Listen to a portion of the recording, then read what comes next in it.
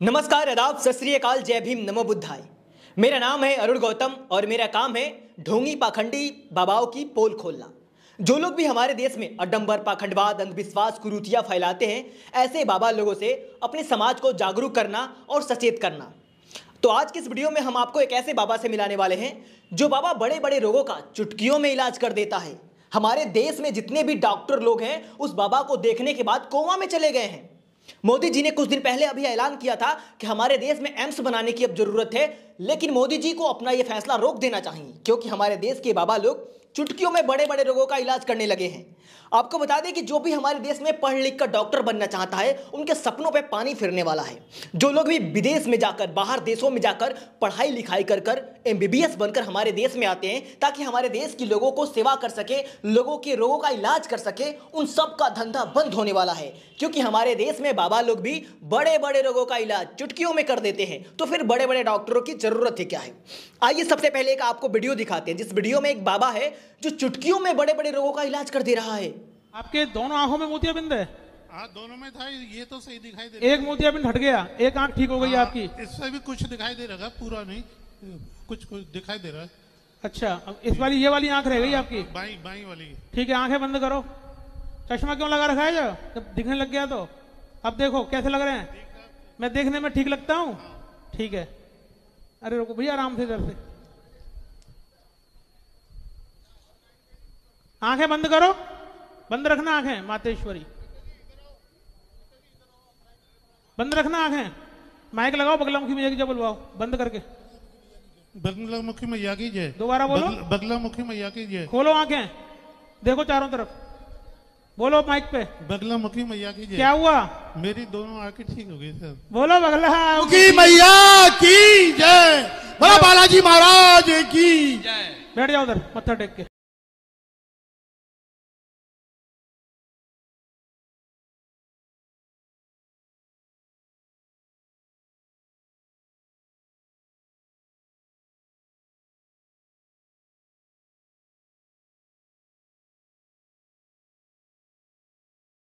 जय बोला बालाजी महाराज की जय। देखा ना आपने चमत्कार, मात्र 5 मिनट में चुटकी बजा के इसने उसके आंखों का ऑपरेशन कर दिया। ये बाबा एक आंखों से अंधा था। क्या रोग बता रहा था बाबा? क्या बता रहा था रोग? मोतियाबिंद। मोतियाबिंद हुआ था इसकी एक आंखों में और बाबा ने 2 मिनट में चुटकी बजा के इसके रोग का इलाज कर दिया। तो जितने लोग भी मोतियाबिंद से परेशान हैं वो लोग डॉक्टर के पास भटक रहे हैं, वो लोग शीघ्र इस बाबा से संपर्क करें और अपने मोतियाबिंद का इलाज बिना ऑपरेशन का निःशुल्क करवाएं। बस एक बार प्रेम से बोलिए जय बालाजी महाराज की, आपके मोतियाबिंद का ऑपरेशन तुरंत हो जाएगा।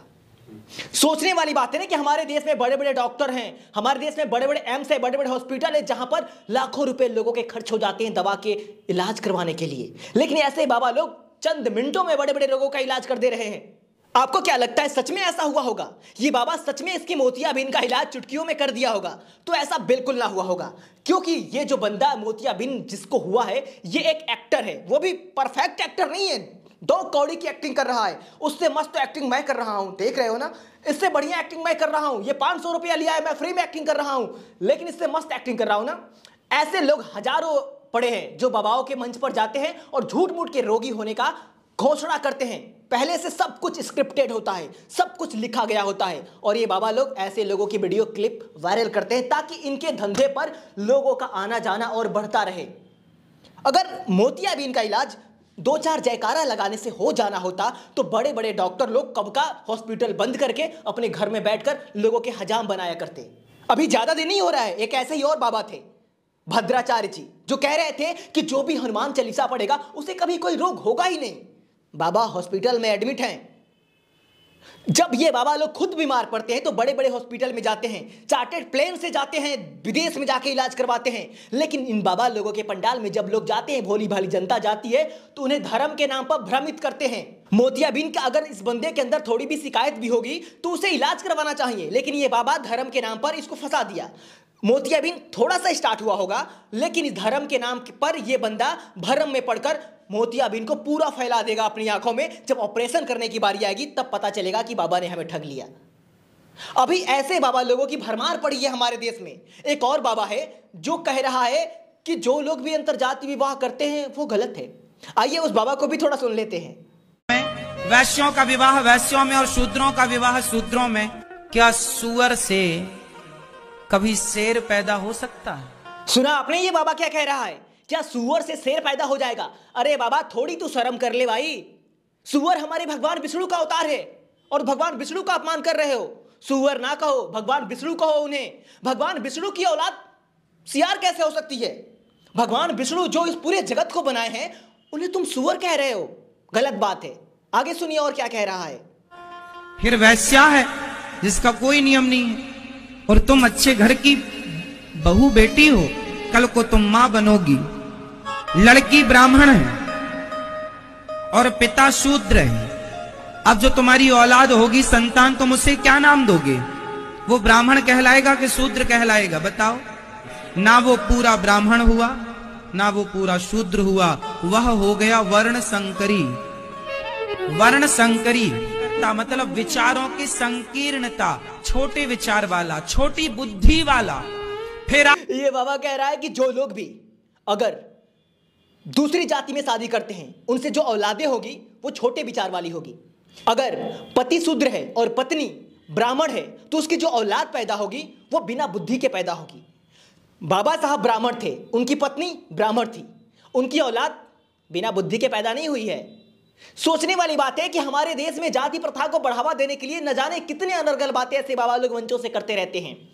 सबको पता है कि अगर हमारे देश से जाति प्रथा को खत्म करना है तो अंतरजाति विवाह करना शुरू करना पड़ेगा। जैसे जैसे अंतरजाति विवाह हमारे देश में बढ़ता जाएगा वैसे वैसे हमारे देश में जाति पात मिटती जाएगी। लेकिन इन बाबा लोगों को पता है कि अगर अंतरजाति विवाह होना शुरू हो गया तो फिर जाति प्रथा मिट जाएगी, और जाति प्रथा मिट जाएगी तो हमें सर्वश्रेष्ठ होने का अवसर समाप्त हो जाएगा।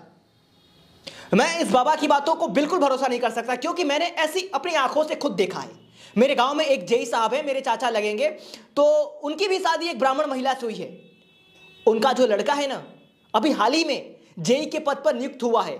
अभी उनके पापा रिटायर भी नहीं हुए हैं और उनका बेटा जेई के पद पर नियुक्त हो चुका है। उनकी लड़की एमबीबीएस कर रही है। तो सोचिए ये बाबा की बातें कितनी सत्य हो सकती है। मैंने तो अपनी आंखों से ऐसा देखा है कि ब्राह्मण पत्नी थी और पिता शूद्र था, लेकिन उनकी औलादें उनसे भी बढ़ चढ़ के हुई है।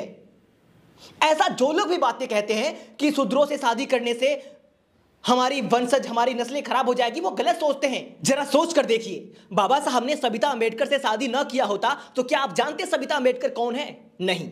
बाबा साहब एक शूद्र थे, ब्राह्मण थी सबिता अंबेडकर, जिसे शादी करने के बाद सबिता अंबेडकर को भी पूरा देश जानने लगा। तो ये बाबा कैसे कह सकता है कि जो लोग भी शूद्रों से शादी करेंगे उनकी नस्लें बिना बुद्धि के पैदा होगी? गलत कह रहा है। इन बाबा लोगों को डर है कि हमारा वर्चस्व मिट जाएगा। ब्राह्मण लड़की से शादी अगर कोई शूद्र करता है तो इन लोगों को अपमानित महसूस होता है। एक बार की बात है कि मैं सोया हुआ था, रात में सपने में भगवान विष्णु आ गए मेरे। भगवान विष्णु ने सपने में आकर मुझसे यह कहा कि देखो बेटा, जो लोग भी ब्राह्मणों से शादी करते हैं, जो लोग भी ब्राह्मण लड़की से शादी करता है तो वो अपने वर्ण को नष्ट कर देता है। यानी अगर तुम शूद्र वर्ण में पैदा हुए हो और ब्राह्मण लड़की से शादी कर लेते हो तो तुम्हारा वर्ण सर्वश्रेष्ठ हो जाएगा। 7 जन्मों का पाप कट जाता है ब्राह्मण लड़की से शादी करने में। ऐसा कहीं लिखा नहीं गया है, ना मैं अपने मन से बातें कह रहा हूं। भगवान विष्णु खुद सपने में आकर मुझसे ये बातें कहें, और सपने पे हमारा बस नहीं होता है। सपने तो कुछ भी आ जाते हैं। तो सपने में भगवान विष्णु आके मुझे इस बात का सचेत किए कि जो भी ब्राह्मण की लड़की शादी करेगा 7 जन्मों के पाप उसके खत्म हो जाएंगे।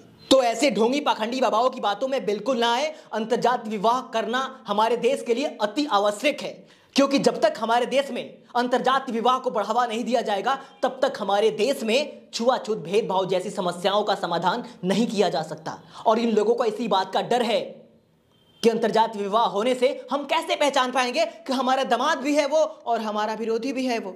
तो बस इसी के साथ इजाजत दीजिए अपने दोस्त अरुण गौतम को। फिर मिलेंगे आपसे अगली वीडियो में किसी ऐसे ही टॉपिक पर। अगर आपके मन में कोई सवाल हो, सुझाव हो, या आप हमसे बात करना चाहते हो तो इंस्टाग्राम पे आप हमें फॉलो कीजिए, मैसेज कीजिए। इंस्टाग्राम पे मैं सबका रिप्लाई करता रहता हूं। और आखिरी में एक और बात कहना चाहूंगा, जो सबके सवाल होते हैं कि अरुण भाई आपकी वीडियो ज़्यादा नहीं आती है, कभी कभी आती है, ऐसा क्यों होता है?